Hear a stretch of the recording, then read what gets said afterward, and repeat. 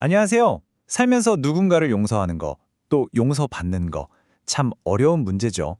오늘은 마테오복음에 나오는 매정한 종의 비유를 가지고 이 용서라는 것의 진짜 의미가 뭘지 한번 깊이 들어가 보려고 합니다. 자, 본격적인 이야기에 앞서서 한번 생각해 보죠.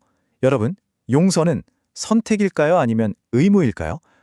용서할 수도 있고 안 할 수도 있는 거 아니야? 라고 생각하실 수도 있어요. 그런데 오늘 이 비유를 들어보시면 그 답이 아주 명확해질 겁니다. 자, 이제 이야기 속으로 들어가 볼까요? 옛날에 한 임금이 있었어요. 이 임금이 하루는 종들을 불러서 빚정산을 시작합니다. 이게 월급 정산 같은 간단한 게 아니었어요. 분위기가 아주 심상치 않았죠. 계산을 하다 보니까 한 종이 불려 나왔는데 이 사람이 진 빚이 글쎄 1만 탈렌트나 되는 거예요. 1만 탈렌트? 감이 잘 안 오시죠? 이건요, 당시 한 사람이 평생, 아니 수십 수백 대를 이어서 일해도 절대 못 갚는, 그냥 상상조차 할 수 없는 어마어마한 돈입니다.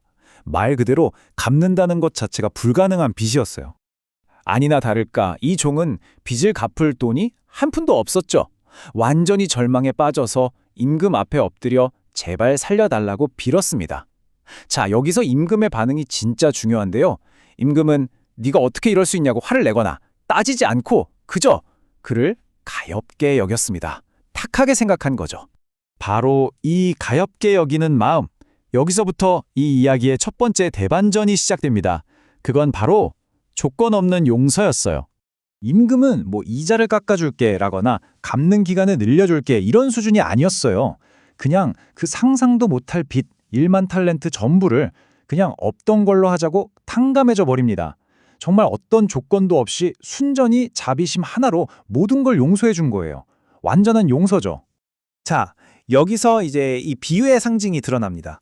여기서 임금은 바로 하느님을 뜻하고요. 도저히 갚을 수 없는 그 1만 탈렌트는 바로 우리가 하느님께 지은 우리 힘으로는 절대 해결 못하는 죄를 상징하는 거죠. 여기서 진짜 중요한 포인트는 뭐냐면요.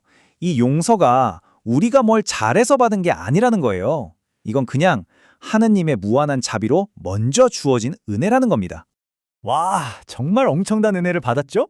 자, 그렇다면 이 종은 이제 어떻게 행동했을까요? 이야기는 바로 여기서부터 정말 충격적인 방향으로 흘러갑니다.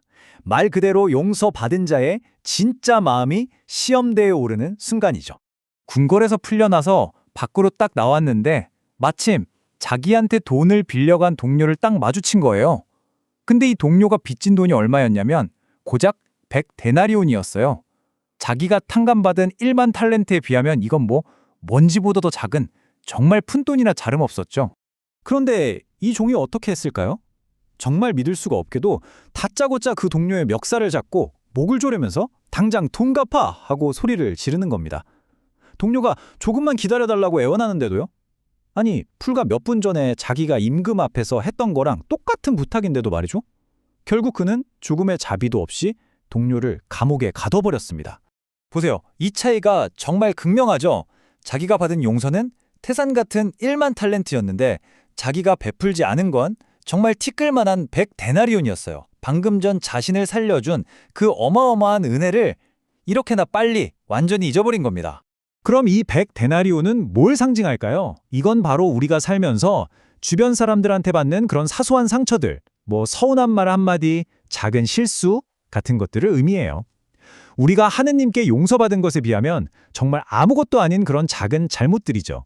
자, 이 매정한 종의 행동이 결국 다른 사람들을 통해 임금의 귀에까지 들어갔어요. 임금은 당연히 엄청나게 화가 났겠죠. 이제 이 비유는 용서의 진짜 의미가 무엇인지 그 마지막 결론을 향해 달려갑니다. 이 비유가 우리에게 말하는 논리는 아주 단순하고 명확해요. 한번 정리해 볼까요?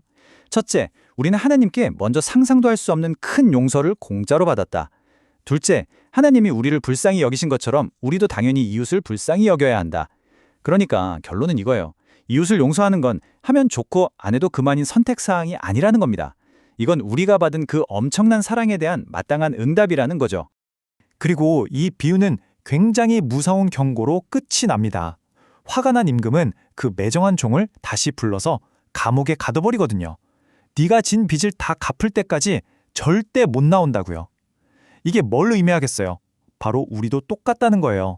하느님의 그 엄청난 자비를 맛보고도 이웃의 작은 잘못 하나를 마음으로 용서하지 못한다면 우리 역시 하느님의 그 엄중한 심판을 피할 수 없다는 거죠. 바로 이 말씀이 이 비유 전체를 관통하는 핵심입니다. 마테오복음 18장 35절이죠. 너희가 저마다 자기 형제를 마음으로부터 용서하지 않으면 하늘의 내 아버지께서도 너희에게 그와 같이 하실 것이다. 다시 말해 용서는 선택의 문제가 아니라 우리가 먼저 받은 그 사랑에 반드시 해야 하는 응답이라는 걸 아주 강력하게 말해주고 있는 겁니다. 자, 이렇게 비유는 끝이 났습니다. 하지만 진짜 질문은 이제부터 시작이에요. 바로 이 이야기를 듣고 있는 우리 각자에게 던져지는 질문이죠.